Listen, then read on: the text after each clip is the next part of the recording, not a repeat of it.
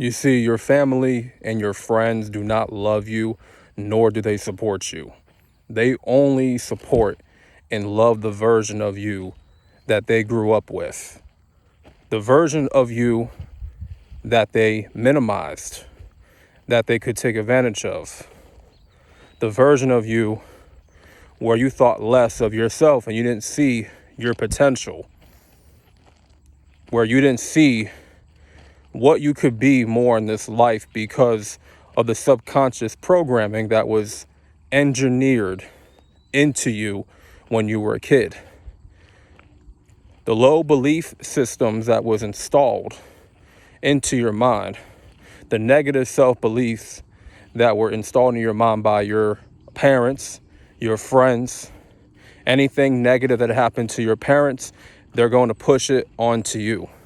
That's naturally how that happens, because they need you to be programmed in a way where you think the world is all against you and you think everybody is an enemy and you can't trust anybody. And that's true to a certain degree, that you can't trust everybody, but you have to have this thing called discernment to know who you can trust and who you can't trust. And I believe trust is earned through time and getting to know people. And, you can't trust anybody, but there is somebody you can trust, right? With your family installing these limiting beliefs into you, it's because of how they thought. It's because of how they looked at the world and, how they did things. So they pass on that same belief to you, and you wound up being hindered in the process. You wound up not really accomplishing much in your life unless you break that subconscious programming. And you don't decide that you want to be broke. You don't decide that you want to be miserable your entire life. You don't decide that you want to be less than. It's your subconscious programming that decides for you.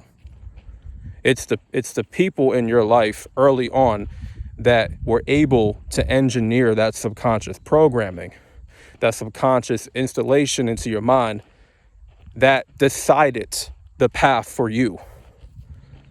And then you start living that subconscious programming. You rehearse it through your decisions, through the way you live, through even your habits. You feel like you have to survive just in order to eat. You have to survive just to make money, just to live, just to do things. Like, it's not the way to live. When you look at your life, you get older, you start gaining more spiritual awareness and seeking the Lord. You start to realize you've been told a lot of lies by your family, by people that love you, that so-called support you. And I'm here to tell you, these are people that love and support the version of you that they can install their subconscious programming. They will not love and support the version of you that God called you to be. Let me repeat that. Your family and your friends will not love the version of you of who God called you to be. Because of who God called you to be is something that a lot of people in your life cannot wrap their minds around. They can't understand it. Because it defeats, obliterates their entire way of thinking. It just completely annihilates their limiting belief systems that was passed on to them. And they try to pass it on to you. Just like how your ancestors, your great-grandparents, your mom, your dad, they pass on these generational curses to you. And I'm not trying to put no parents down. I'm not trying to put no one down. But it's just the way how life has been. There is consequences to living a sinful life and never repenting. Okay, once you exit up out of here and you still living in sin, you still got that sin record on you. Your slate has not washed clean. You leave a bad odor, a bad residue behind you, right? You leave a bad odor behind you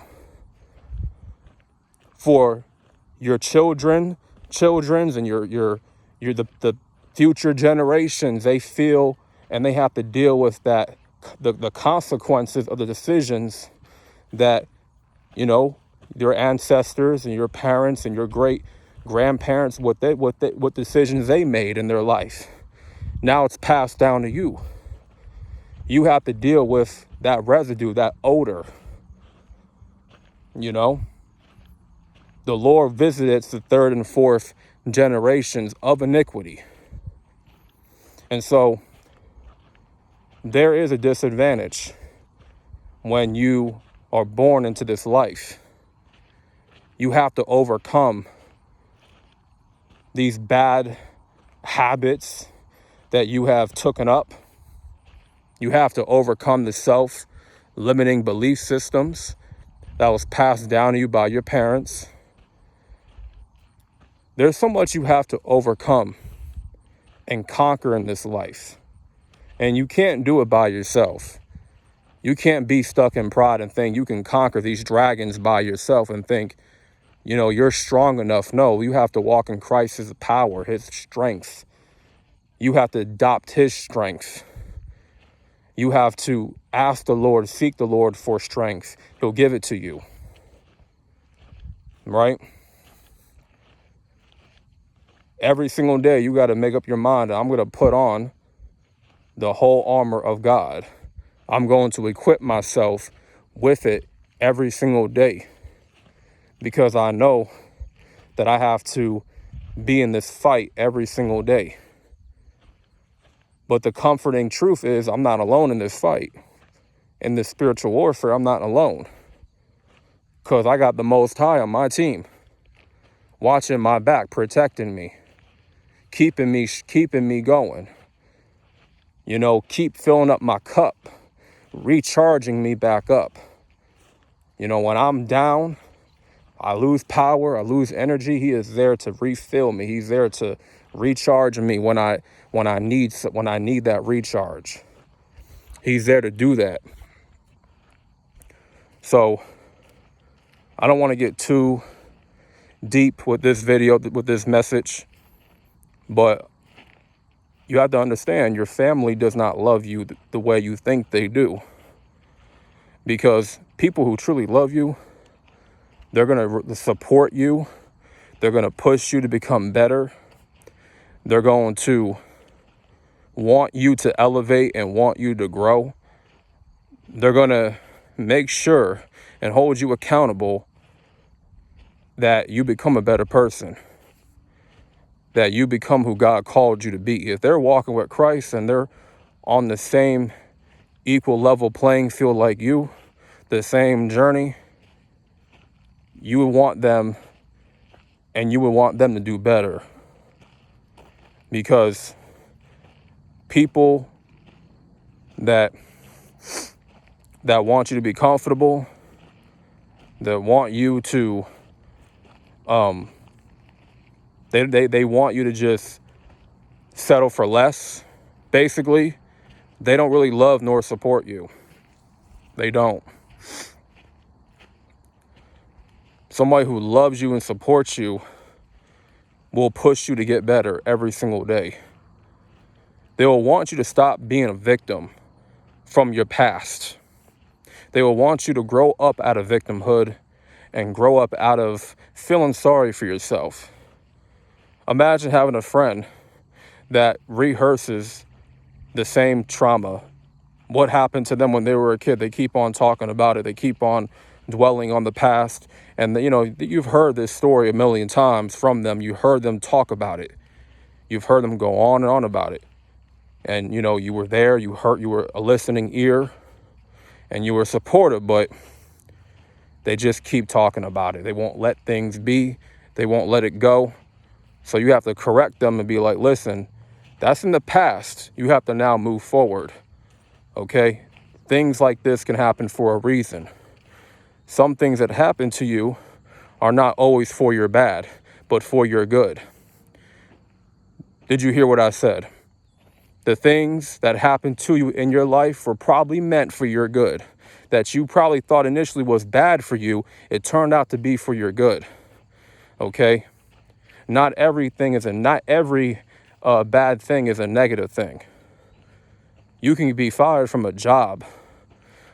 People around you can think that's the worst thing that ever happened to you. But deep down, that could have been the best thing that ever happened. That could have been a positive thing.